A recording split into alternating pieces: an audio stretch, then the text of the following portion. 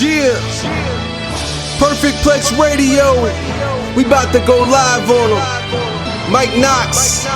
That's with 3 X's cause he's hardcore. Are y'all ready?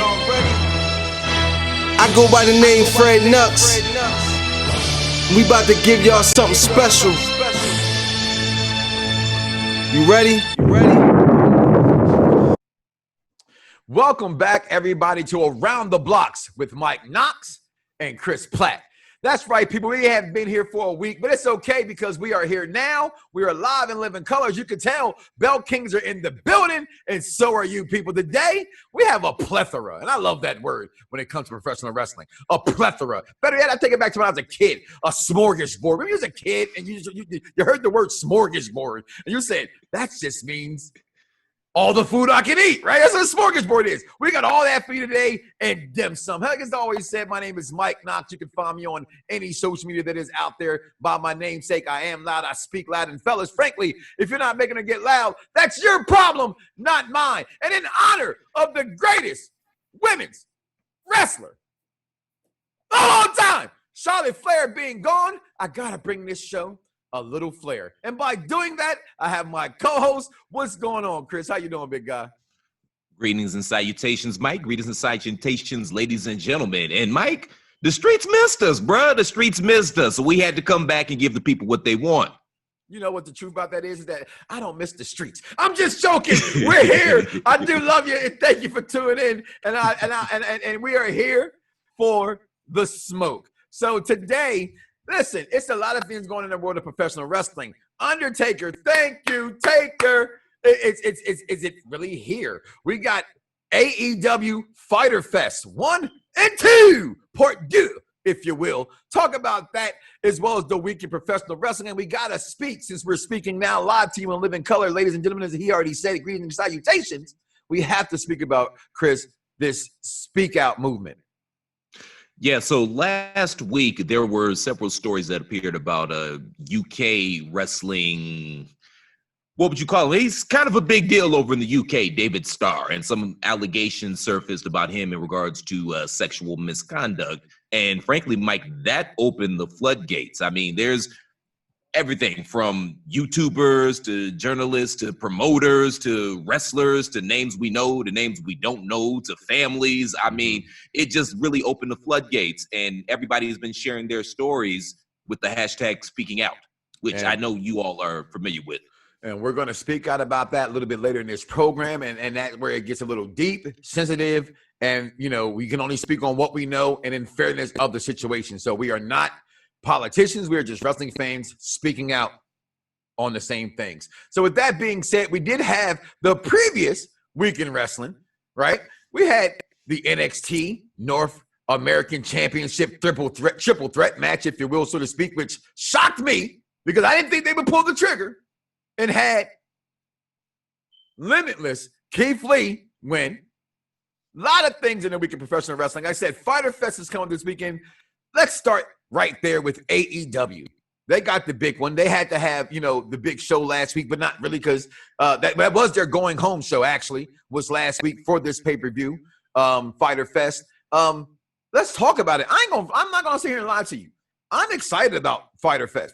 It's just the matches, the what happened last week on the show, and as we spoke off air, the press conference to me was just, that's wrestling to me. Kudos to that. That's what New Japan never got away from. The WWE has got away from. It never came back since the Jack Cutting days. That it's always, to me, a good staple in professional wrestling, Chris. Where you want to start with AEW? Yeah, let's start there with the press conference, because I totally wholeheartedly agree with you. I enjoyed that. And AEW has said from the beginning that they were going to present their brand more sports orientated, and I don't think the record thing has really worked out very well. But you know, you win some, you lose some. You throw enough against the wall, and you see what sticks. I kind of like it because it is different. I'm with you. I think it hasn't stuck quite, you know, the records necessarily, but I think it gives the fan coming over the perspective of what they are, and they have to know, oh, that guy's over because of this, versus him not having wins. You know, like someone like Omega and things like that. Go ahead.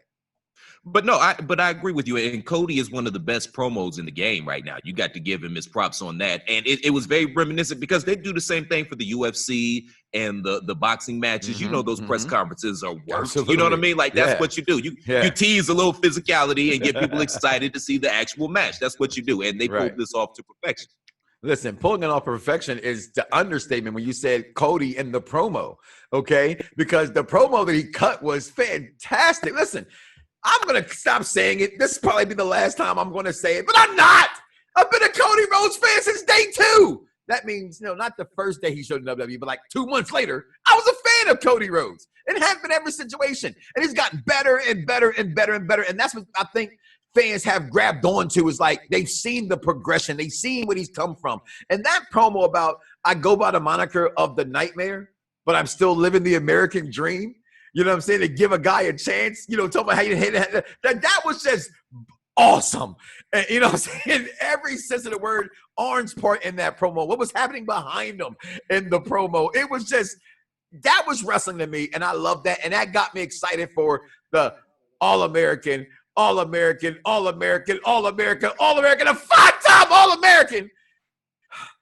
I can't call him Jack Swagger, but that's who he is to me. No disrespect there, Chris. Can we talk about how Jack Mr. Hager?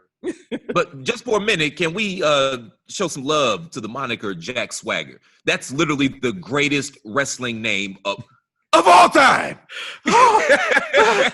Yes. I like it. You know that should have went to a brother, man. But that's the greatest name ever. Jack Swagger. Come on, man. And they gave it to a dude with no swag. The irony. Oh, the irony. Touche. I tipped my head to you on that one. I never thought about it that way. That is like the greatest name in professional wrestling. Yes. Man, dang. Vincent dropped the ball on that one. It should have been like, I don't know. Like, I don't know. I can't think of it right now. You think because he's from Oklahoma, right? So it should have been like Bob Thornton. You know what I'm saying? You know what I'm saying? Bob Thornton or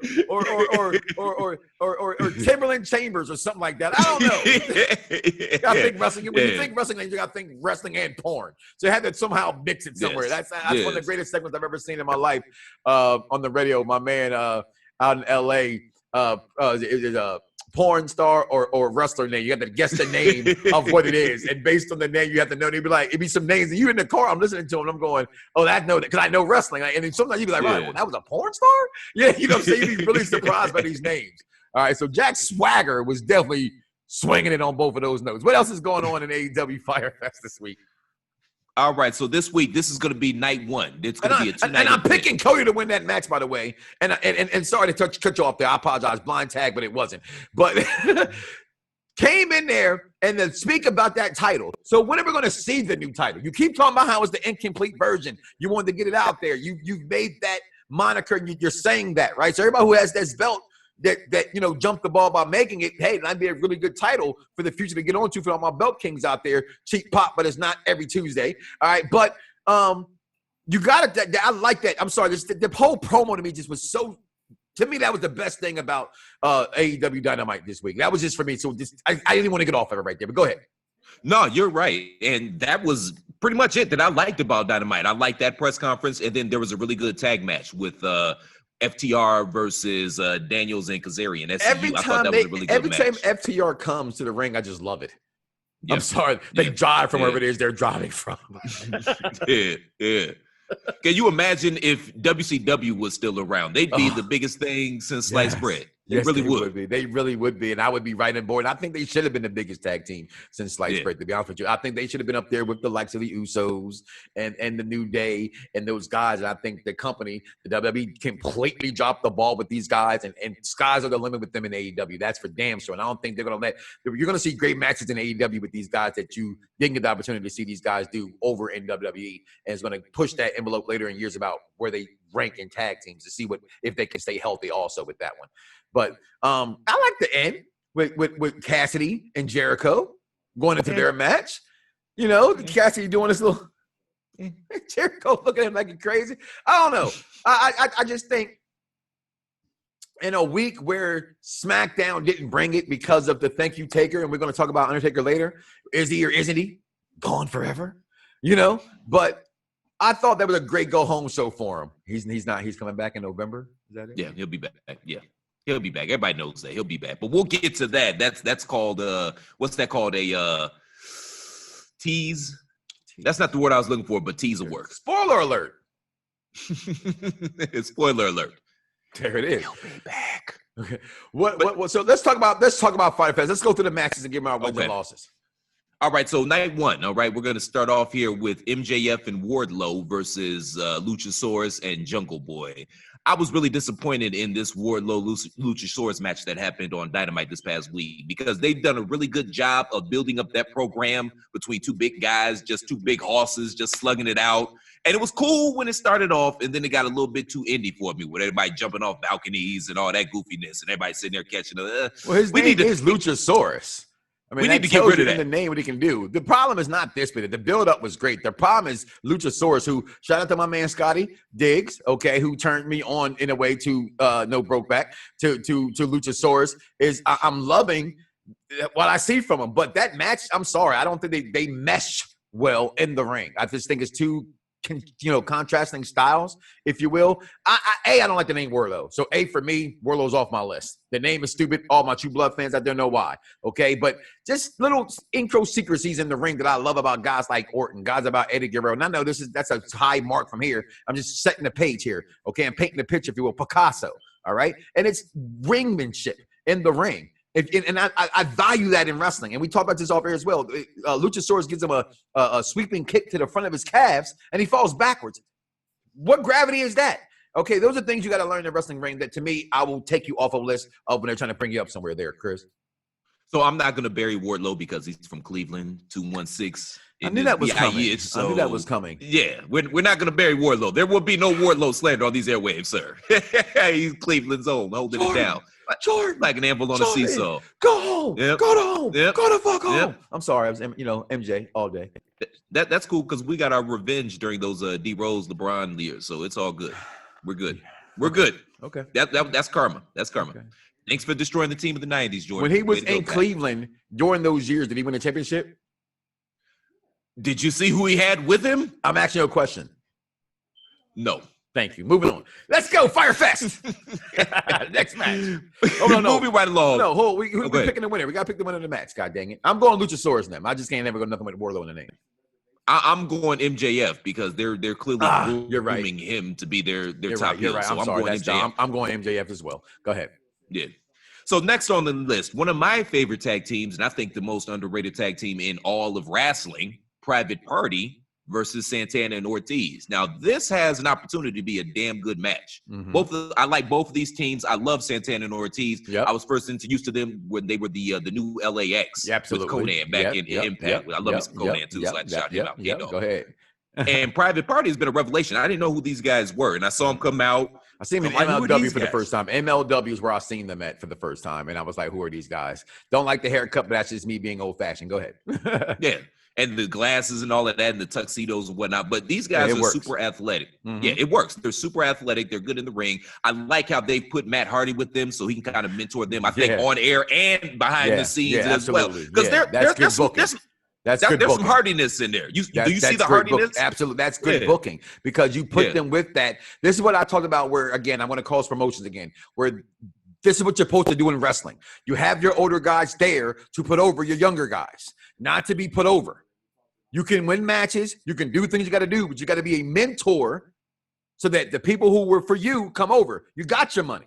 Those days are over. That life is over for wrestling and fans. Mentor. We'll love the old guys, but don't have them come back to be champions for a very long period of time. For very long periods of time, because you got to put them on top when they first come in, because that way when the new guys beat them, it means something. But it's got to be the journey. It's got to be the journey. But I love Private Party. I love that booking. As I can't stop saying that enough with Matt Hardy and Private Party together in that way. But who you got winning the match? It's gonna be Santana and Ortiz. I don't think they value Private Party as much as they should. I don't either. We just brought you up here to knock it back down. Well, that's what you call an earthbender right there. Okay, we just took the ground from underneath of them. Yeah, no way that Private Party wins this match in my opinion as well. What else we got? No. All right, so we have an AEW women's title match versus, I'm gonna butcher this name so hard, so forgive me, all our Asian brothers and sisters in advance. Hikaru Shida versus Penelope Ford.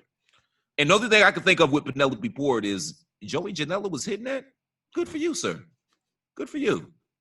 I mean, all right, let it go. Dreams really do come true. Yes, they do.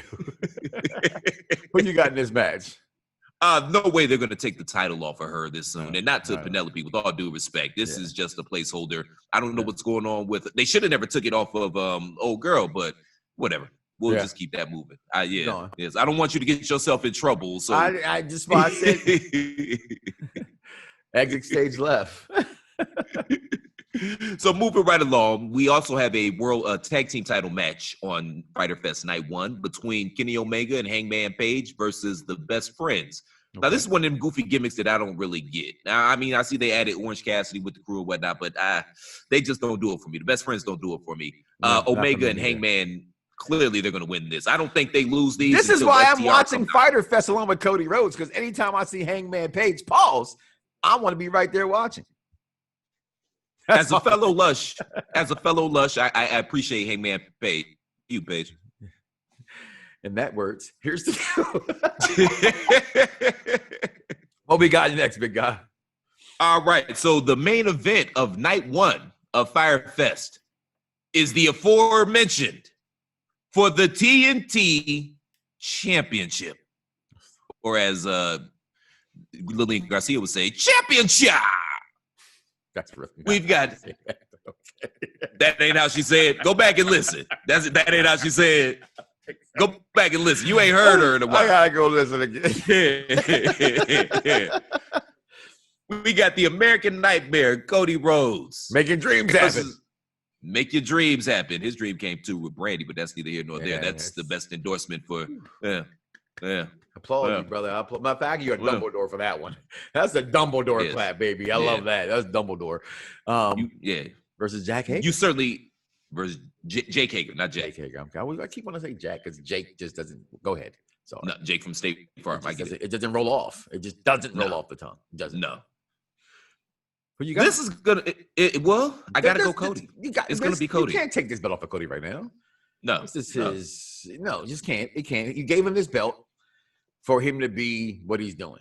Okay, this is reminiscent of the U.S. title that's been used, repeatedly over, the other company for a couple of years by, when Cena had it, and then when Owens had it. Just certain guys you got to have that pushes the belt over for a while until you get the next guy to come out and get it. This should become the workhorse title, so to speak. You know what I mean, for this company. And to do that, to become this workhorse title, I think Cody can do it because he cuts great promos. He's fairly decent in the ring. You know what I mean? Above average Mike Sanders. I always thought that was, to me, that was the greatest in professional wrestling. But I get your Jack Swagger though. But to me, above average Mike Sanders. I just love that name. Oh, he was like 5'9", like, you know what I'm saying? Like, was a dope guy. But I'm going Cody all the way in this in night 1 as well. And then we talk about we do night 2 next week? Yes, night 2 is on the 8th. Yes. Right. Yes. Right. So shout out to them for ending or main eventing the first night with the TNT title, because theoretically in every wrestling promotion you should be able to main event a card with any of the title belts. That's how much they should mean, and it would make your life a lot easier as well as a booker. I'm not saying, I'm just saying you should be able to do that. And earlier I said pay-per-view, and this is on TNT. So, and I apologize for that because opposed to them will be NXT's doing the Great American Bash. The Great American Bash. As you said, I'm going to steal your thunder. No Lex Luger, no Sting. So it doesn't hold the same thing for you there, Chris? It doesn't, man. It's hard to say the Great American Bash and not think of Sting, not think of Luger, not think of Flair, not think of Dusty, not think of the Horsemen. And I'm pretty sure none of those other farmers are going to be participating in this year's Great American Bash. So I get it. Plus, that's so wrong. That's so wrong. It's all in a name. It's better than Over the Limit. Well, okay, yeah. If that's the bar, yeah, okay, yeah. It clearly exceeds that bar. And I would have, and I have liked. This is the second one that NXT has done, if I'm not mistaken. I think I'm mistaken. I think they did. Yeah, I don't think NXT. Did NXT do a bash last year? I think NXT did it last year. Okay, and if they didn't, so talking about this one, they can be comparable to the stars that they're making here, and I mean that as far as the in-ring ability of it. No, it will never have its luster, and plus there's no fans. Okay, Yeah. so even how they're doing it at the Performance Center doesn't compare to how they're doing it in his stadium that he owns. You know what I'm saying, with the AEW and Fighter Fest. It doesn't, and wherever it is, this may be, okay? But no, it's not going to have the same luster. And I get it's all in the name, but that's what they're calling it. I'm not going to dare sit here and say it should be, anything but other than an NXT show with a name called the Great American Bash attached to it. It's not the Great American Bash. Not even close to being the Great American Bash. It's bad booking. We talked about good booking for Fyre Fest or putting Private Party, partnered up somehow with Matt Hardy on, on and off air. So things like that, that we can talk about it because Limitless Keith Lee will be going for the NXT Championship. So Adam Cole, 2 champs, baby. I love the name. I love Adam Cole. But I say this much. Call it what you want to. Like Issa Rae said when they asked her at the Oscars, who you going for? She said, everybody black. I'm going for Limited Keith Lee to hold both these titles. We talked about over the last couple of weeks and months here doing the show, his potential and how we saw him in the movie on the NXT scene. I said, or not the NXT, I'm sorry, the Netflix movie, with the kid, the like Mike thing with the mask. And I'm like, that he really liked this guy. And then I think about the Royal Rumble and him getting over with Brock Lesnar. I think, we talked about off air about AEW in their past week's show with Cage being a big body that can move and things like that. Limited Keith Lee is probably the most agile big man in wrestling. And if big is what always sold wrestling and being agile in today's world, Limited Keith Lee is that guy. There is no way. You talk about this all the time when it comes to Alexa Bliss, right? Believability. I said when it comes to Sammy Guevara, believability. He's not Eddie Guerrero. That is disrespectful to Eddie Guerrero. Sorry. It is. He's not Eddie Guerrero. He's more the Diaz brother from the UFC. I can believe that more. And that's no disrespect to the Diaz brothers. I don't like them, but I thought they'd whoop somebody's ass. Okay? It's just what it is. Okay? So you're looking, Limited Keith Lee is that guy. I think there's no way I'm supposed to believe that Adam Cole's going to beat him. That's what I'm saying. The believability of he's going to beat Keith Lee? Really? How? He just beat a former Universal Champion, NXT champion, the first, okay? And no, he wasn't the Demon, but he's still Finn Balor. He just beat Johnny Gargano. How? I know we're wrong. I know we're wrong. They're going to make a way for Adam Cole, who I'm a fan of, to win this belt. And we just talked about having the belt for so long. It's almost 400 days. 400, you know what I'm saying? So I'm going with Keith Lee in this match, although I don't think he's going to win it. But that's what I'm going for. That's my this is how they're going. This is how they're going to make it believable. They're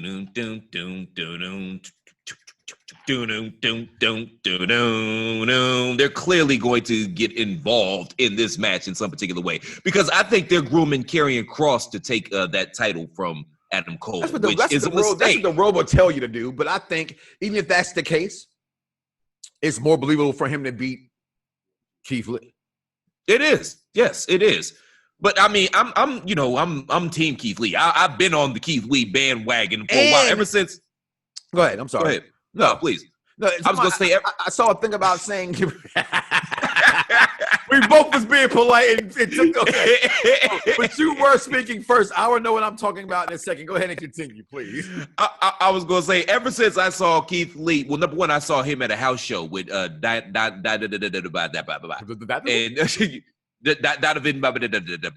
y'all know who I'm talking about. And the match was cold when they first came out. Obviously, I popped for Keith Lee because he's Keith Lee. Yeah, everybody does. They know. And the match was cold, but those two guys, they worked a really good big man match. And by the end of that match, the crowd was standing and on their feet. And I said, "Oh, this smelling farmer got something." Yes. And then fast forward to November, the last go home show on SmackDown before the Survivor Series, and he caught a fair one with Braun Strowman, and they were standing there in the ring together. That looked right. It felt right. And God damn it, Vince McMahon. You Yeah. can say what you want about the old man. He ain't got his fastball no more, but he got Keith Lee over in 72 hours. Listen, that's we talk about doing the right things in wrestling, not going too soon, knowing what it is, what's to be fixed, how to do certain things. The right buttons where you say Brock Lesnar versus Bobby Lashley, the almighty Bobby Lashley, I'm sorry, right? And how some of us don't see the differences in the two other than how they were booked, right? So I'm looking at Keith Lee can be the fixer of that mistake to me that was made with Bobby Lashley. And yes, this is not about, it's been since 2012 since there's been an NXT Black Champion. Okay. Wow. We're in this whole fixing things these days. Yeah, this is me throwing a hey, Vince. It's not going to make or break how I feel about the company, nothing like that. But I take what I thought should have happened we had another match, another black guy going for a title. And I thought he should have won the match, and he didn't win the match. I think it was with Bobby Lashley, right? I said that with Bobby Lashley. Yeah, hey, just for the moment, I don't care. Yeah. He should have beat, in my opinion. That would have been a great ride for him to go back and forth for that title. And not just because he's black, but because I think that was the right move. This is the right move to me. And I know that's out there, what you're saying about Killian Cross coming over. He's not the star. So let's not make him the star. She's the star in that group. Say what you want. She's the star, not him. Okay? And if you want to do that, like I said, in all fairness, it's more believable still if he beats Keith Lee.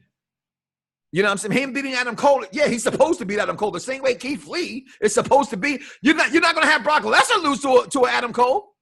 Size matters. Yeah. Don't let her fool you, fellas. What you told you, it's okay, baby. No, size matters, dog.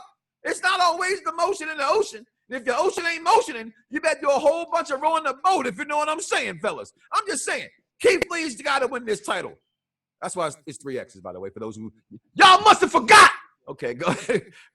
No, you absolutely right. I want Keith to win this title. And what better way to solidify him as a big deal than him walking around with 2 belts and saying, come get me.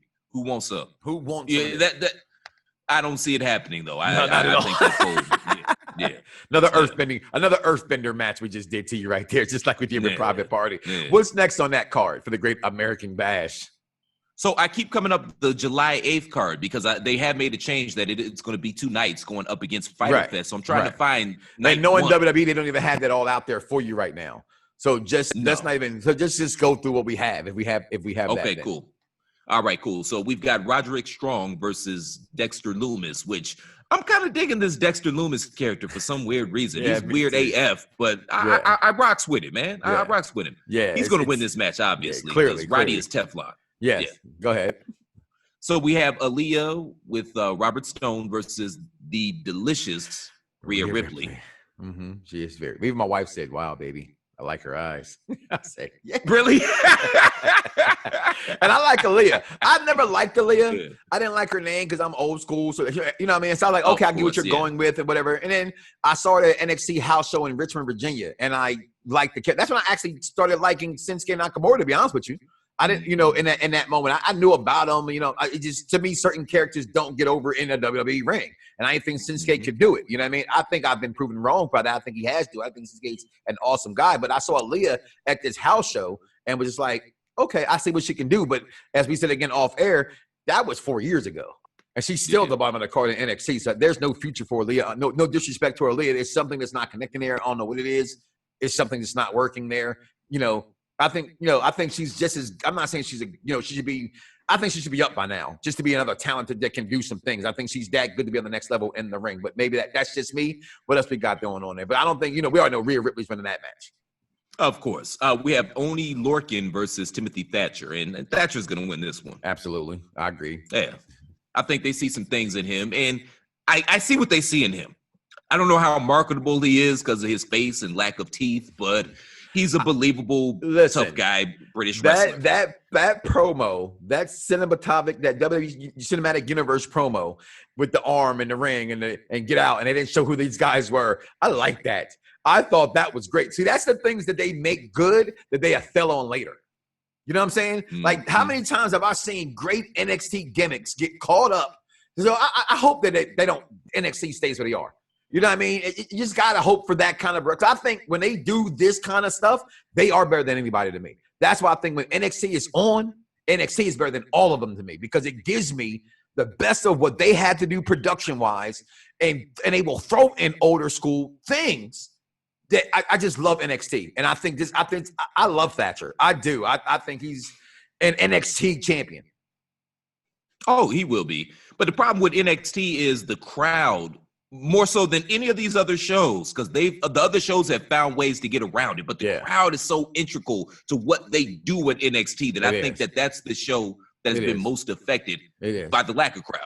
I agree. I would definitely agree with that, because it's that ECW, you know what I mean, kind of, attitude that they've given you. Speaking about attitude, that they would give you. Go ahead. What else we got on those cards? So I'm burying the lead here because I didn't even know this was a thing before I pulled this up. So we're going to get to the Fatal 4-Way for the number one contendership of the women's NXT title. HBIC. So we've got Tegan Knox. HBIC, Pop. She's in this. Mia Yim versus Candice LeRae versus Tegan Knox versus Dakota Kai. I'm sorry. What's my name? Michael Knox with 3 X's. Because you're hardcore. I'm going for Knox to win this match. I think she wins it. Honestly, I do. I think they're going to give it to her. I don't think, for whatever reason, if Mia gets it, I'll be shocked.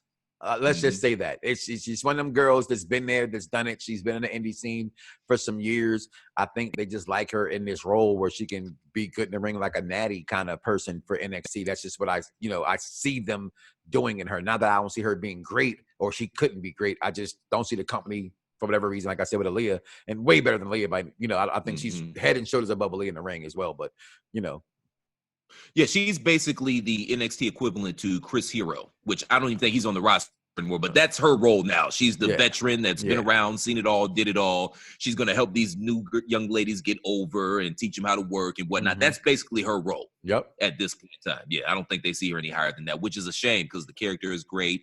They could do something with her and Keith, but it is what it is. That's not my heel. Yep. Next. So this match, I didn't even know this was a thing. It's the second time. But I'm excited that this is a thing.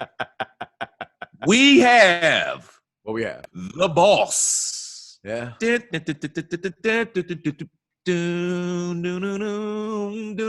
Versus Ice Sharona, aka Io Shirai, in a non-title match. That has the potential to be the best match we see. I don't know if it's going to appear on the 8th or on Wednesday, but whatever. That might be the best match we see all month. I'm putting it out there. It has that potential. If they give him some time. What title? No titles. Nada. Why you say non-title? Not a near nada. You just threw me off when you said non-title. Not a near nada. Near nada title. Who you got? Yeah. A smudge. I got a smudge. Because you can't have Sasha lose because she's fighting Asuka for the title at Extreme Rules, the horror show. Jesus Christ, we'll get into that next week.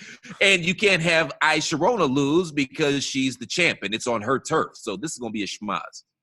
Well, it's a non-title, so I do think Sasha wins this match. so say what you want. Sasha Banks, who is right now, because of the injury to the greatest women's wrestler of all time. That's how you do that. Charlotte Flair not being there now, currently, because like Floyd Mayweather's still the greatest boxer of all time. He's just not boxing, so he's not no more. Since Charlotte's not wrestling, the greatest women's wrestler of all time, Sasha Banks, till Charlotte comes back, she's not losing this match. That's just me. My man. Go ahead. My man. This is to all my Sasha marks out there. I'm not the biggest Sasha mark, but I love what she does in the ring. I'm pretty sure I'm the biggest Sasha mark, so she can do no wrong in my eyes. I don't care. She can do no wrong. I seen her one time without her edges done in Virginia, and I wasn't a fan. Then all of a sudden, I seen her a game later. She had her edges. I was like, okay, I like her again. I'm just joking. Or am I? What else we got? Go ahead. We got wigs, man. We got a red wig. We got a blue wig. We got an orange wig. I'm sure we got wigs, man. I'm waiting to see that Khaleesi wig. It's like making love to all the Spice Girls, but it's just one woman. I mean, come on, man. Come on, man. We got a Spice you get Girl to have a different woman every night. Spice Girl fan in our hands. No. I was trying to make a joke. Okay, no. I have a cousin that loves the Spice Girls. Swears by it.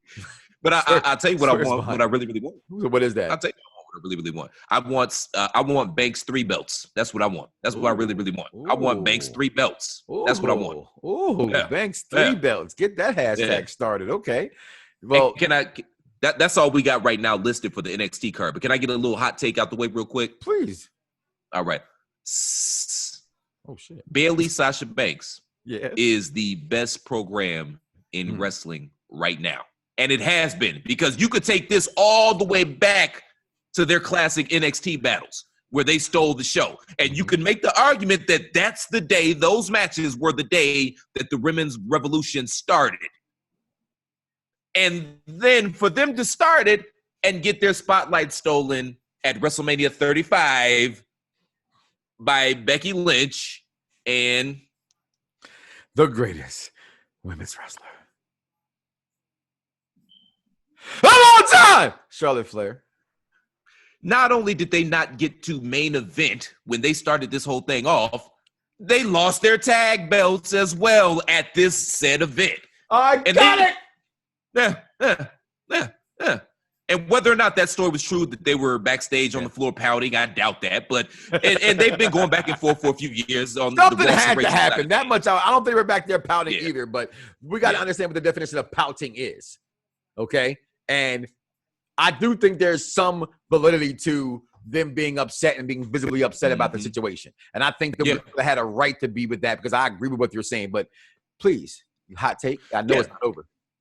So they've gone back and forth for the past few years. Will they or won't they on the Ross and Rachel side of the game? Then they kind of broke up, but then they didn't. But then they got back together, and then they lobbied the WWE to create these women's tag belts. See, this storyline is very nuanced. See, this is where the lines get blurred right now, because I say that I don't think kayfabe died; it merely evolved.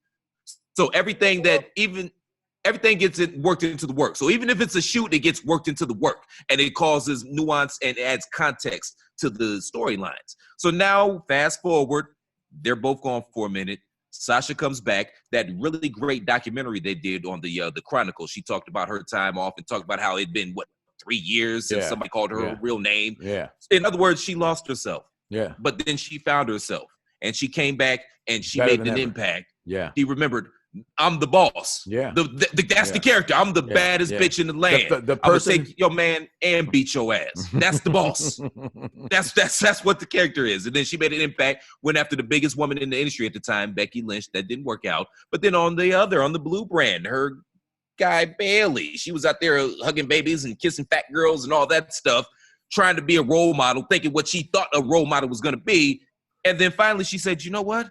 The hell with this. I'm not getting over. The character wasn't getting over. She said, you know what? I'm just going to do me, which in my opinion turned her into a role model, because regardless of what anybody says about her, I'm going to do me. I'm going to be myself, and me and my best friend, we're going to run roughshod over this whole goddamn division on all 3 brands, because we can and we will. And now they've got the tag belts. Bayley is the SmackDown champ. Sasha will hopefully be the Raw champ.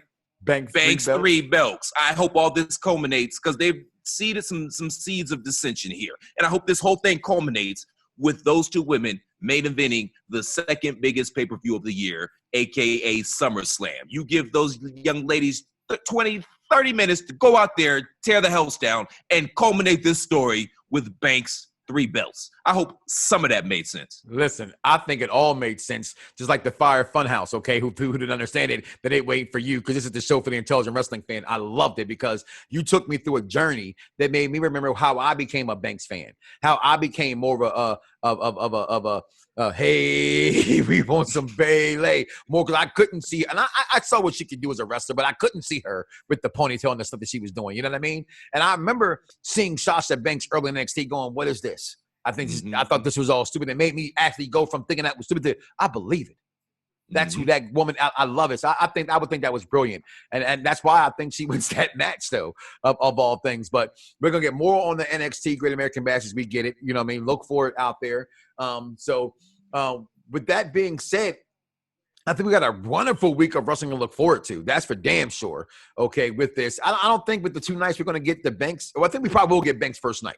I think we have to. I think that's the main event that could probably go against Cody. You know what I mean? You know, if you will. You know what I'm saying? Because and I do think that's also the best thing going in the wrestling right now, along with whatever Cody Rhodes is doing in AEW. I think Cody's the best thing in AEW next to Hangman Page, of course. So with that being said, I want to pay some respect right now and homage to what's actually going on right now in the wrestling world. We have a lot of things going on with COVID-19 and having now Renee Young test positive and Kevin Owens and things like this, where people are staying away also from this disease. But what's also carrying away things right now, it's not just lives and Black Lives Matter movement that's going on, and how the continuous injustice against my people are taking place in this country with police brutality. But then we have the other thing that I think is the worst thing in wrestling, the worst thing that's actually out there for me. I will quote a line by the great Tupac Shakur: since we all came from a woman, we got our name from a woman, we got our game from a woman. I think it's time we heal our women, be real to our women. If not, we're going to have to raise the babies that will hate the ladies. And I think with a lot of this list that's been out here now with this Speak Out movement, Chris, I think it's important to speak on very blurred line-ish, if you will, so to speak, on what's going on out there. But I think we have to pay some kind of respect to this, Chris. What you think? I totally agree with you, Mike. And I want to give props and send my love and support out to all the women. And there were some men as well that spoke out and talked about their experiences, their horrible, horrific experiences.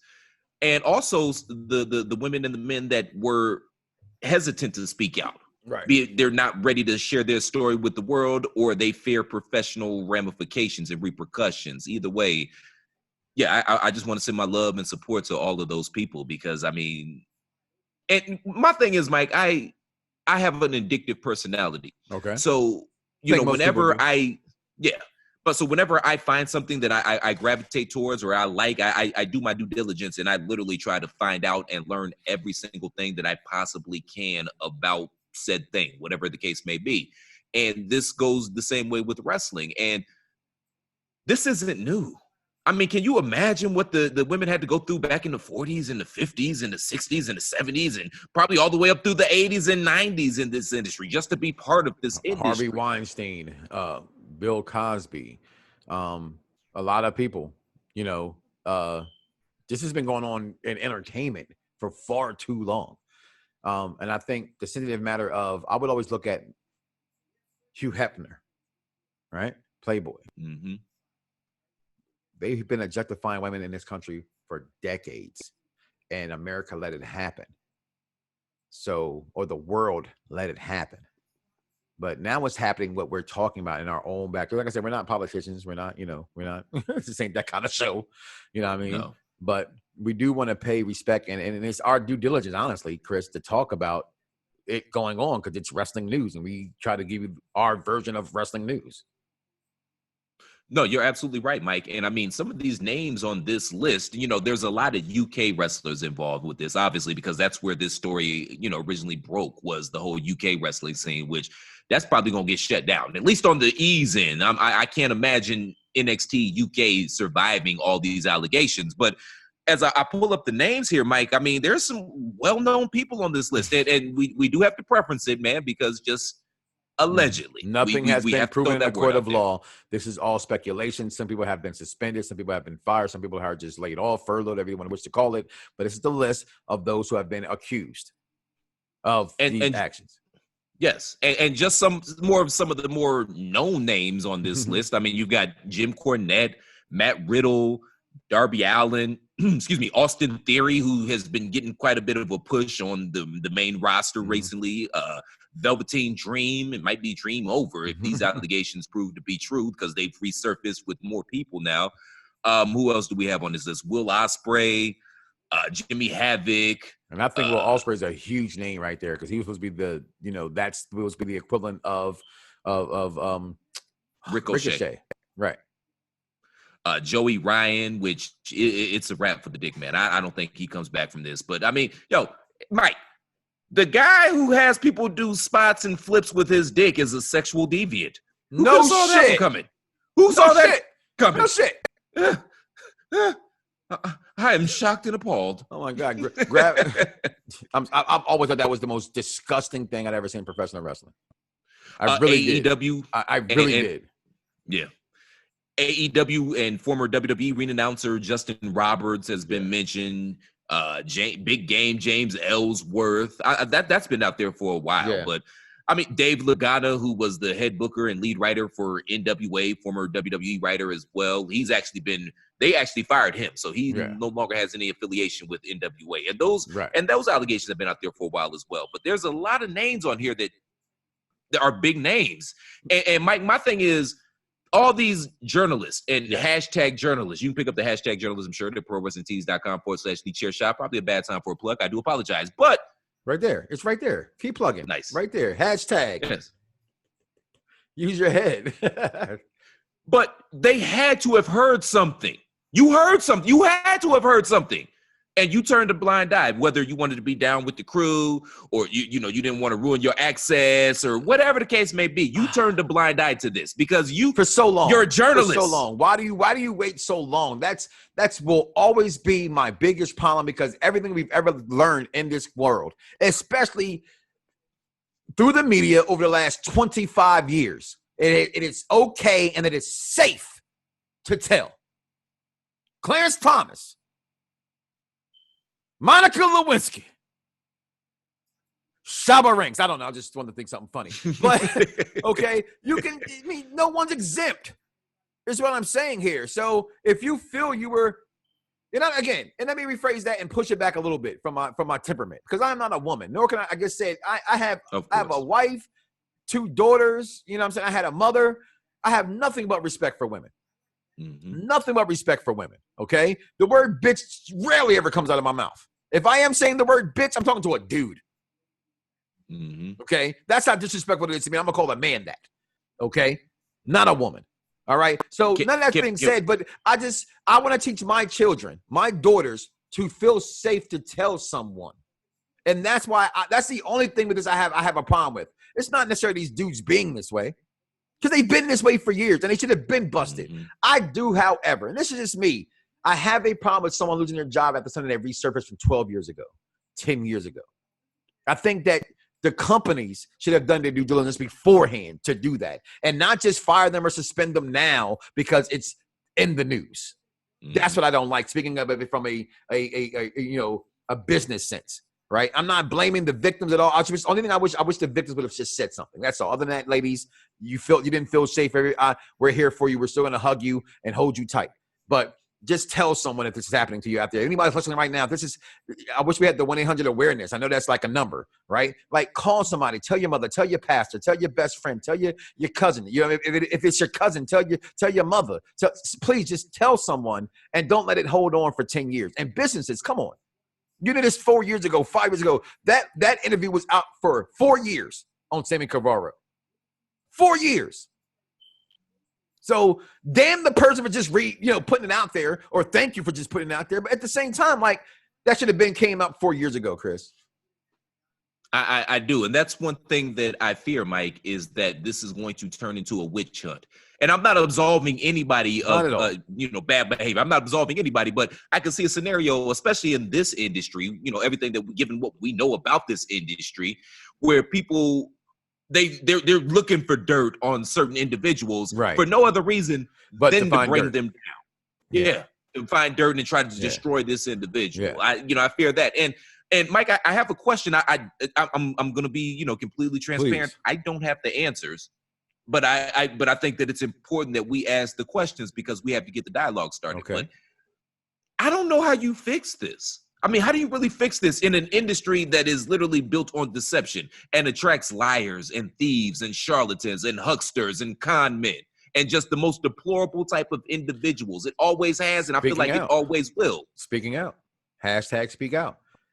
I mean, you should not be over if you're a dirtball.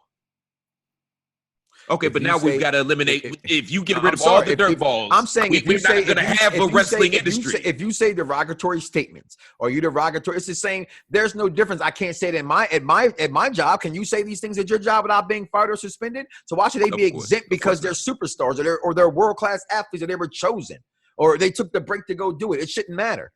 It's being, I can't say it, you can't say it. But they say those who not shall throw stones, I'm throwing a goddamn stone.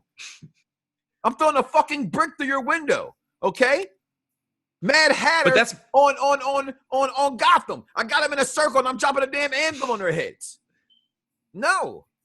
It's not allowed. I have women. Now, I'm not saying I'm exempt. I'm not going to go that far, and I don't want to rehash some HH stuff, okay? Who shall not be named nameless. Yeah. But yes, there's room, okay, for things in the privacy of your own home that I cannot take outside into this world. And that's just being smart. That's just being aware. That's just being aware. And that's just being respectful of my neighbor. Treat unto others as you have them treat unto you. Simple. I don't want nobody. We all have a daughter. We all have a mother. We all got a father. We all got a. You want somebody talking to your people like that? Your girl like that? Come on. Not saying I haven't. I'm not going to sit there and say I'm exempt from that. Okay? I'm not.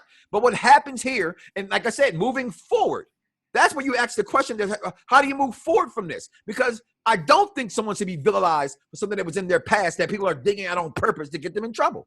10, 12 years ago, I may have said something. I'll never make it if that's the case. Just go find it right now. That I know I probably said some insensitive things that I have to apologize for, that I was stupid or not smart enough to watch my mouth. I shouldn't be held accountable for that. And I don't think no one should. Did they rape them? Did they grab them? Did they, you know what I'm saying? Like, if those guys, yes, go, see you. If you raped somebody 12 years ago, see you. You should go to jail. Have your choppy me pee-pee. Gone. But, you know, outside of them actually physical, harming to me, what they said shouldn't be, the end all be all for me.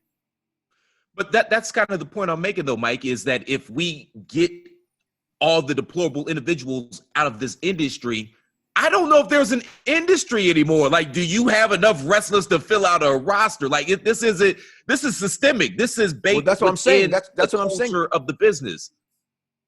If they didn't touch them, I think they should be exempt. Sensitive training, put them in some kind of, sensitive training program that I heard Sammy Carvalho had to go do, like anger management. Put them in those kind of sensitive training classes to let them know. Some people just don't know. You know what I mean? Some people, I know that sounds, you may not understand that, right? But some people don't know what an offense is until they're told. Not things like the N-word. That's different to me, right? But you saying a certain slang, right? Like I watched some of the night, and I was watching Ford v. Ferrari, right? And Henry Ford III said, "Go get that without papers."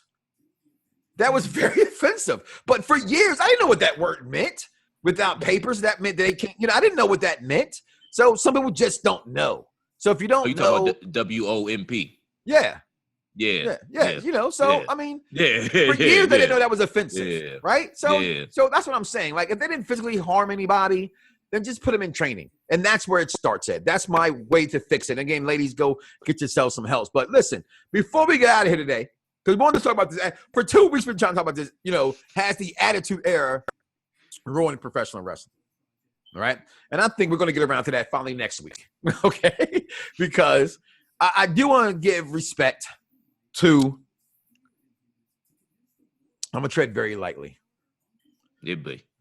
Who I feel is one of the greatest entertainers of all time in professional wrestling. I have never been the biggest Undertaker fan. I've openly said that. But I respect what he's done in the ring. I respect what I hear, how he is in the back. Those kind of things.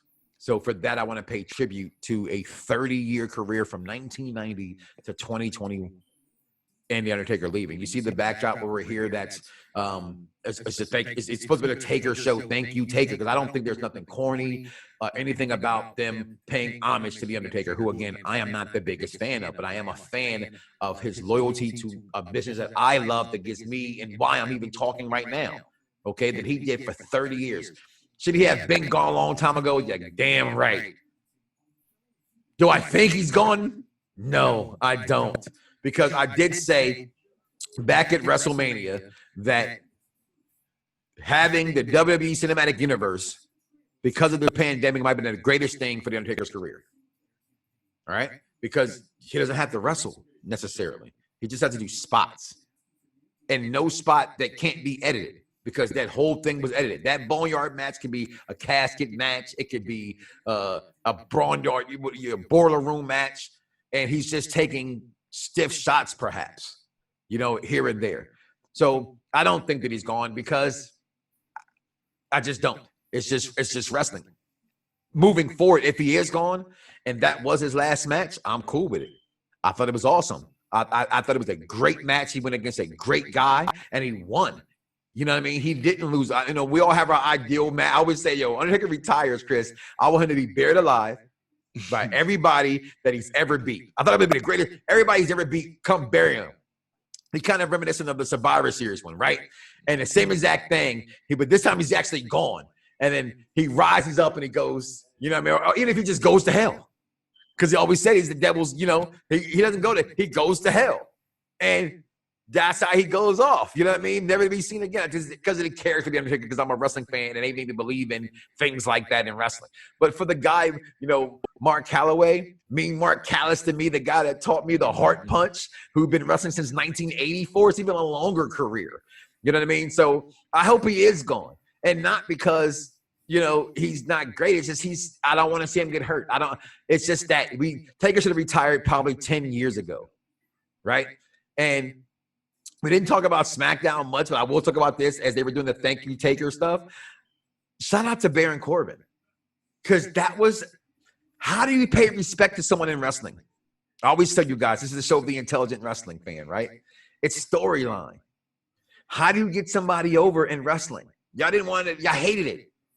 Roman getting over on Taker was supposed to happen, but y'all wouldn't let it. That's what was supposed to be the torch, right? So how do you still pay respect? Some of the best things in the pandemic era is that you fans can't be there to boo stuff, okay? And the promo that he cut in that ring on SmackDown was the ultimate tribute to The Undertaker. And them all whooping his ass at the end of the show was the ultimate tribute to The Undertaker for what you can do right now. And it made me say, you know what? Never being that guy. My favorite WrestleMania is WrestleMania 28, the Hell in a Cell match, the end of the era match that didn't end then. But if it would have ended then, would have been great. Okay. Even when he lost the streak, should have been it. Legend Killer should have been it to me. Like when Randy Orton, Legend Killer, that should have been the Undertaker then. Legend Killer. That'd have been the ultimate thing for Randy Orton. But you gave that to Brock Lesnar. By mistake, we'll never know. Right? But thank you, Taker. Chris, your thoughts, man, on the phenom, The Undertaker. All right, so a couple questions. You watched the part 5 of the documentary, right? I did. At any point in time during that entire documentary, did you hear one time Mr. Mark Calloway say the R word? You got me thinking. I don't think that I did hear him say, "I'm retiring." No, that word. But you watched the whole thing. I'm assuming you did. Asking that question. Okay, I'm not that stupid. All right. No, I don't think I heard the word. No. But I also watched that when I'm working on the computer, so it might have slipped me. Yeah. So I don't recall hearing the word he said he is retiring. No. So in essence, he said, "I'm at peace if I never wrestle another match again." But in the same vein, he also said, if Vince calls me, I'm going to listen. And good WWE Cinematic Universe. Vince is going to call him. And they set it up on SmackDown. So come November, Survivor Series, 30-year anniversary, marking the 30-year mark from when Taker originally made his debut in the WWE. That's perfect synergy. I thought that would be the great place for him to retire. There's going to be some sort of physicality. Should be thank you, Taker. See you soon. Thank you, Taker. See you soon. See you soon. Yes. Because I said this on Potter's War also. I said, you could have somebody like a Sami Zayn or somebody come out there and talk some smack, and then all of a sudden the smoke hits, the dong hits, he comes out, choke slam, tombstone, bada boom, bada bing, he dips. Yeah. Now it looks like it's set it up to be King Corbin. He's going to be that guy. He's going to come out, cut a promo on Taker. He sucks. I'm going to bury him. Boom, he comes out, gong hits, smoke clears, choke slam, tombstone, thank you, Taker, throw up the fist, we up out of here. That's going to happen. That's happening in November, people, because it's the 30-year mark. That's happening. In some form or fashion, you will see Undertaker in the ring. They better have fans there. They better have fans there. I tell you that. That's the other part. The fact that we don't know. We're it's coming getting right worse, now people. It's getting worse. Rona 2, Electric Boogaloo. So that might hinder everything that I'm saying. You called it Corona 2, the Electric Boogaloo. Hatsu! Oh, my bad. You get But if this is the end, if that's what he does, but he doesn't wrestle, that's still retiring. Okay. I think you have to, because that's retiring, right? Flair do it. All the guys still come back. Rock comes back. Austin comes back. They all grab the mic at some point and cut what they got to cut. That's what I think what he means when he says, I'll listen. Michelle McCool shouldn't let him wrestle again. I go back to, I think it was episode 2 or 3 of this documentary, The Last Ride, that you can see on the WB Network. Cheap pop, but it's not, because, hell, it's just not free anymore. But even on the free version, you can't watch this, right? So they talked about he should be, I think it was Edge that said it, that the problem with being able to have earned the right to retire when you want to is that you've earned the right to retire when you want to. Mm-hmm. You know what I'm saying? And that's a gift and the curse. And we talked about that on that episode of that show as well. So if this is the end of the dead guy, it was a great run. And I say thank you, Undertaker. It was a great ride. And it really was. I've enjoyed you over the majority of my wrestling life. And I've seen you majority of my wrestling life since I was 9 years old in a wrestling ring. Mm-hmm. And I thank you for those memories. I thank you for that. I just thank you for that. And again, I've never had an Undertaker shirt. I don't want a special Taker belt. I would get a plaque or something like that in my office. You know what I'm saying? When I get up out of here into my new house, and I will get something like that, because I love it. I love who he represents as wrestling. And that's what I'm giving thanks to. You've always been a constant in wrestling, and you've had some of the greatest. To me, when you think of Mount Rushmores of memorable moments, he's probably on there 2 or 3 times, and that's 4 on Mount Rushmore. You're falling him off the cage, right? That's a moment. I think a Mount Rushmore moment. I think definitely, like I said, the Survivor Series, the hand coming out of the grave with Mankind and all those guys, Goldust and other guys burying you. I think that's a memorable moment in my mind in history. That mind in WrestleMania 12, he's on the ground on his knee when he first gets the title with the Winged Eagle title. Classic moments from this guy. Some of the great. I think Triple H has had the best entrances in all of WrestleMania history, but they're second to none to the Undertaker. Right? There would be no King of King entrances if there wasn't for the Undertaker. You know what I mean? He built. Oh, what is Taker doing? Oh, I gotta come with something hot because of the Undertaker. I can't thank him enough, Chris. And and I know this is going to be kind of, not controversial, but it's not in vogue to say nowadays, but he was a man and he carried himself like a man. And that's why he gets the ultimate respect to every single individual in that locker room. If I could have dropped the mic when you said that line, that would have been the end of the show right there. He's just the man. You know what I'm saying? And thank you. That's all we can say. With that being said, though, we're going to get up out of here, Chris. You can find this show wherever podcasts are sold, on YouTube later in the day as well. Right there in the bottom of the line. Hey, Chris, where can they find you at, my man? Pod is War is over on what network, my friend?